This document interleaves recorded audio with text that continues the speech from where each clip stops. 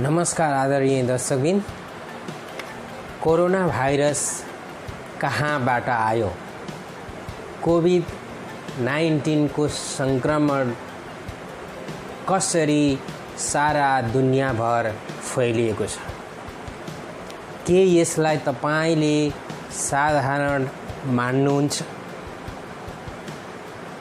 के तपाईले यसलाई सजिलैसँग म नियन्त्रण गर्छु भनेर के तपाईले त्यो कम्मर कस्नु भएको छ? यस्ता धेरै देशहरू थिए, ती कम्मर कस्ने देशहरू थिए, अब सबै फेल भएका छन्। कोही देशहरू पनि सफलता नपाएको कुराहरू हामी यहाँ देख्न सक्छौं।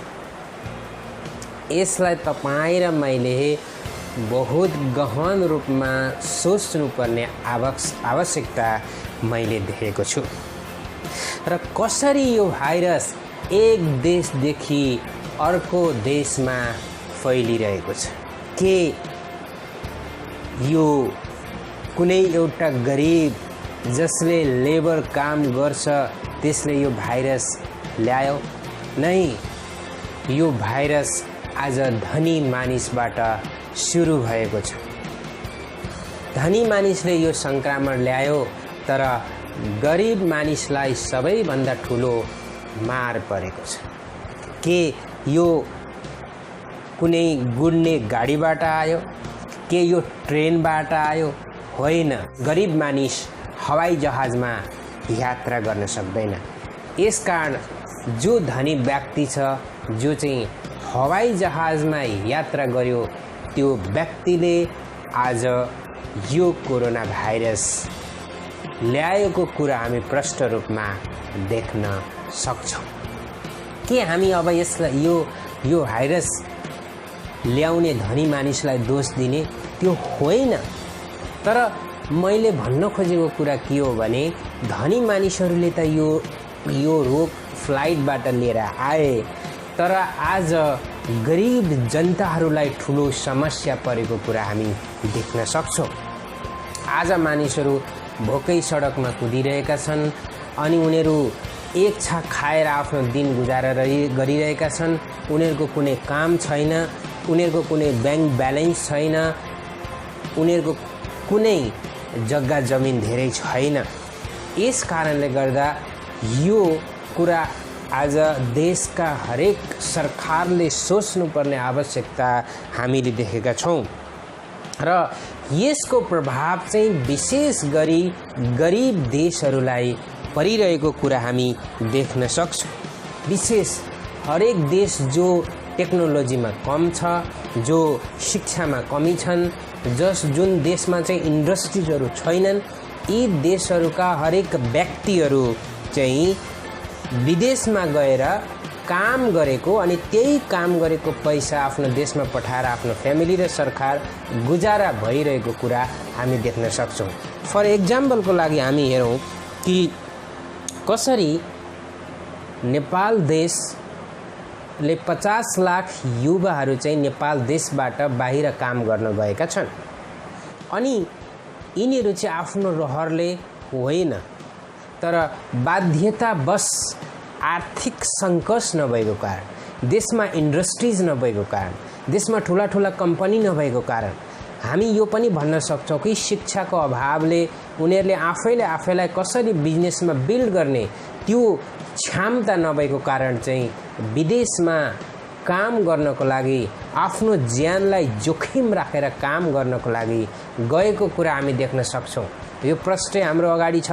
यसकारण ती व्यक्तिहरू चाहिँ आज हरेक देशबाट फर्किने क्रममा छन्। चाहे तपाईँ 5 स्टार होटेलमा हेर्नुहोस्, होटेल आज बन्द छ, अन्धकार छ। तपाईँ ठुला ठुला शिप, पानी जहाज हेर्नुहोस्, ती आज सबै बन्द छन्। हरेक देशका इन्डस्ट्रिज, कम्पनीजहरू हेर्नुहोस्, ठुला ठुला बिल्डरहरू हेर्नुहोस्, यी सबै कन्स्ट्रक्सनका जो कामहरू छन् यी सबै बन्द छन्। यस कारणले गर्दा ती लेबरहरूको अब कुनै आवश्यकता परेन। यसकारण संसारका हरेक देशहरूले जो विदेशबाट आएका मानिसहरू छन् तिनीहरूलाई आफ्नो देशमा फर्काउनको लागि कोसिस गरिरहेको छ। किन? एउटा कुरा त के छ, यो कोरोना भाइरसको जो संक्रमित मानिसहरू छन् यिनीहरूलाई चाहिँ हस्पिटलमा लानुपर्ने हुन्छ अनि क्वारेन्टाइनमा राख्नुपर्ने हुन्छ, टेस्ट गर्नुपर्ने हुन्छ, 2 दिन 3 दिनमा एक बार टेस्ट गर्नुपर्ने हुन्छ, उनीहरूलाई खानपिनको व्यवस्था गर्नुपर्ने हुन्छ।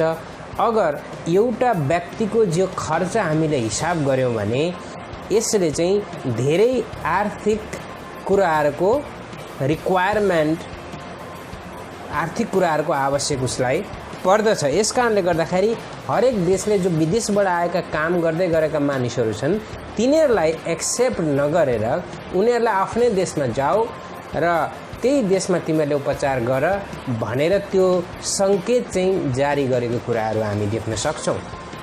एक प्रकारले यो सही हो, अर्को प्रकारले यो गलत हो। किनभने जब कुनै एउटा व्यक्ति कुनै देशमा जब नोकरी गर्न जान्छ, काम गर्न जान्छ भने उसले पैसा कमाउँछ अनि उसले पैसा कमाएर केही पैसा जो छ उसले आफ्नो देशमा त पठाउँछ परिवारको लागि, तर उसलाई केही फाइदा हुँदैन, आफ्नो परिवार मात्रै चल्छ, तर उसले कसैको देशलाई बनाइरहेको हुन्छ, उसले कसैको देशलाई कन्ट्रिब्युसन दिइरहेको हुन्छ।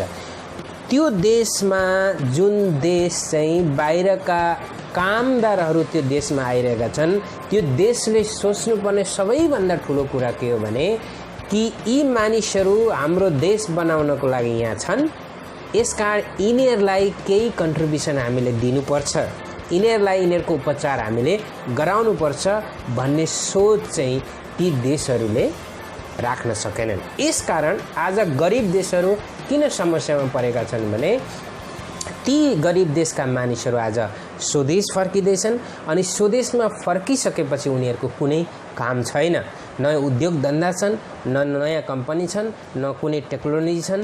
किनभने यो कुरा आजको सरकारले सोच्न सकेन, यो कुरा आजको सरकारले यो कुरालाई, यो अभावलाई चाहिँ विचार गर्न सकेन। यस कारणले गर्दा म तपाईलाई यो जानकारी गराउन चाहन्छु कि यो कोभिड-19 को कारणले गर्दा अब धेरै देशहरू गरिब हुनेछन्।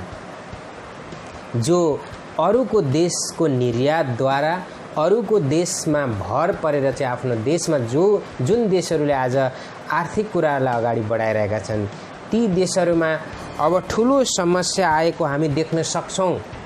यसकारण यो कुरा हामीले बेलैमा सोच्नुपर्ने अवस्था छ। तपाईँ हेर्नुहोस् पहिलो विश्वयुद्ध, तपाईँ हेर्नुहोस् दोस्रो विश्वयुद्ध, यी विश्वयुद्धपछि चाहिँ युरोपियन देशहरू ध्वस्त भएको कुराहरू हामी देख्छौँ, पहिलो विश्वयुद्धमा पनि दोस्रो विश्वयुद्धमा पनि। तर तिनीहरू चाहिँ यति धेरै मात्रामा यति छिटो अघि बढे, चाहे शिक्षामा होस् चाहे टेक्नोलोजीमा होस्, हरेक क्षेत्रमा उनीहरू अघि बढे। किन? उनीहरू धेरै मेहनती थिए अनि उनीहरूमा अगाडि नै सरकारले चाहिँ टेक्नोलोजीहरूको व्यवस्था, इन्डस्ट्रिजहरूको व्यवस्था, कम्पनीजहरूको व्यवस्था, नयाँ कुराहरूको जो प्रोडक्सन हुने त्यो व्यवस्था गरेको कारणले गर्दा ती युरोपियन देशहरू चाहिँ धनी भएका कुराहरू हामी थाहा पाउँछौँ। र अहिले ती युरोपियन देशहरू यति ठुलो प्रभावमा परिरहेका छन्, विशेष गरी युरोपका देशहरूलाई चाहिँ कोरोना भाइरसले धेरै सतायो। तर तपाईँ यो विचार गर्नुहोस्, कोरोना भाइरसको जब सङ्क्रमण बन्द हुन्छ त्यसपछि कति छिटो युरोपियन देशहरू बढ्नेछन् त्यो पनि तपाईँले ख्याल राख्नुहोस्। यसकारण हामीले कहिलेकाहीँ आफूले आफ्नो इच्छामा गर्नुभन्दा पनि हामीले अरूको देशको व्यवस्था हेरेर सिक्नुपर्ने जरुरी छ। चाहे शैक्षिक व्यवस्था होस्, चाहे धार्मिक व्यवस्था होस्, चाहे तपाईँको टुरिज्मको व्यवस्था होस्, चाहे डेभलपमेन्टको व्यवस्था होस्, चाहे यी नयाँ टेक्नोलोजिजका व्यवस्था हुन्, जबसम्म हामीले अरूबाट सिक्दैनौँ तबसम्म हामी हाम्रो देशलाई अघि बढाउन सक्दैनौँ। यसकारण यो कोभिड-19 को अर्को एउटा खतरा छ कि अब गरिब देश गरिबै भइराख्नेछ। किनभने अब गरिब देशले सोचेर पनि नयाँ प्रकारका टेक्नोलोजीहरू ल्याउनको लागि समय लाग्छ। नयाँ प्रकारका कम्पनीहरू ल्याउनको लागि समय लाग्छ। आफ्नै देशमा नयाँ जुन हरेक दिन जो डेली लाइफका जो कुराहरू छन्, जीवनयापन गर्ने कुराहरू छन्, तिनीहरूलाई प्रोड्युस गर्नको लागि अब धेरै समय लाग्छ। यस कारणले गर्दा जुन देशले चाहिँ फ्युचरको भविष्यको लागि सोचेन, ती देशहरूमा अझै ठुलो भोकमारीको समस्या पर्न सक्ने अवस्था हामी देखिरहेका छौँ। यस कारणले गर्दा यी गरिब देशहरूका सरकारहरू बेलैमा सोच्न सकेनन् भने ठुलो मानव जातिलाई समस्या आउने खतरा हामी देख्न सक्छौँ।